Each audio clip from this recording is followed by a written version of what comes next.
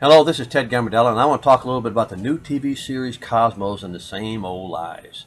Time to bring out the big guns, the big lies, the big distortions, and the mispresentation of the facts with the revival of the TV series Cosmos, which starred the famous scientist and atheist Carl Sagan, now with the equally atheistic Dr. Neil deGrasse Tyson.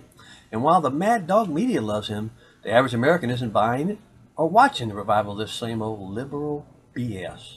From the very first show and on every talk show that Dr. Tyson has been on, he's made a point to make fun of Christians and even the founding of America, telling people, don't use the Bible as a source book on science, because it's much better to use real science books that change every 5 or 10 years and come up with some never-ending facts as to how things actually happen, or as politicians call these, distortions to favor a specific point of view and belittle the other.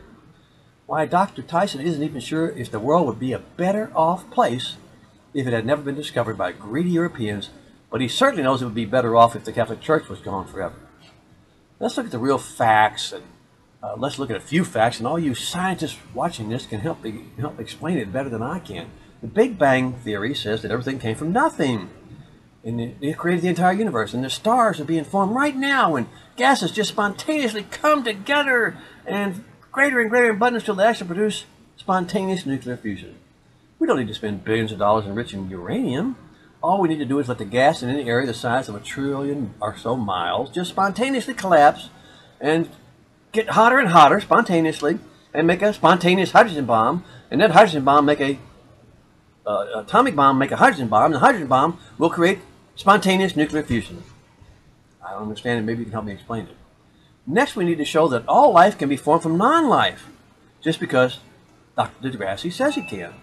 Using evolution as a background to prove it, but wait a minute, evolution says survival of the fittest, not spontaneous life from inert or dead chemicals.